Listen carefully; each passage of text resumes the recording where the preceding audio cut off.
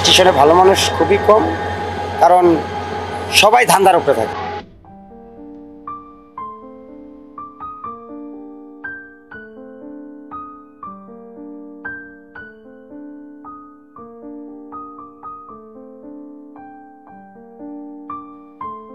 এখন ভাই বেশি সুবিধা না, কাজ বাজ খুব কম। হ্যাঁ, কোনো মতো আল্লাহ ডাল ভাত খাওয়া, এইভাবেই আছি আর কি।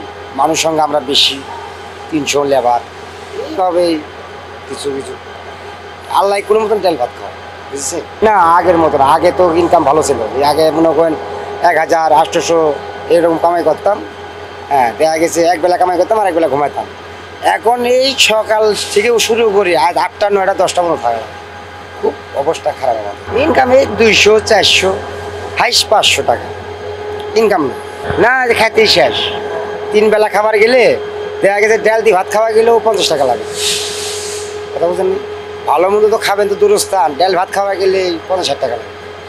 আর এর মধ্যে পকেট করে আছে, বিড়ি সিগারেট আছে, চা পান আছে, এই অনেক চলে গেছে। হ্যাঁ, অনেক চলে গেছে মামা। এইটা এই আস্তে আস্তে চলতেছে। কেউ কারো পোষায় না থাকা হয় না, এই চলে যায়।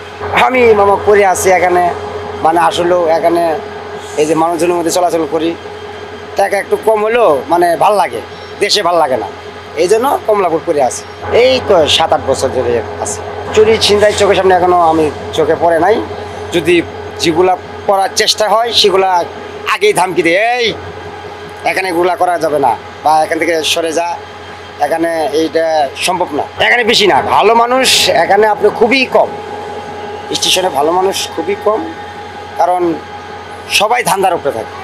স্টেশনটা ধান্দার বাজি, বুঝছেন? খালি ধান্দার উপরে থাকে। না না, আমাদের কোনো ঝামেলা নাই, কোনো ঝামেলা নাই, কিন্তু এমনি মনে করেন এই ইনকাম একটু কম, এই আর কোনো ঝামেলা নেই আমাদের।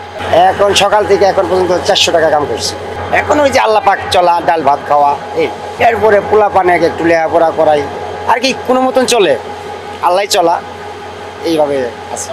স্বপ্ন ছেলে মেয়ে লেখাপড়া করে যদি ছোটো মোটো একটা চাকরি চুকরি পা। হ্যাঁ, এই যে আমরা কুলিগিরি করতেছি, যদি এটার মধ্যে না আসে, একটা ছোটো মোটো চাকরি বাকরি করে, তাহলে ওদের জীবনটা সাহিংসা হবে। আমরা কষ্ট করতেছি, কষ্ট করতে থাকি, আল্লাহ পাক দিয়ে করে ভালো করা, এই চেষ্টায় আছে।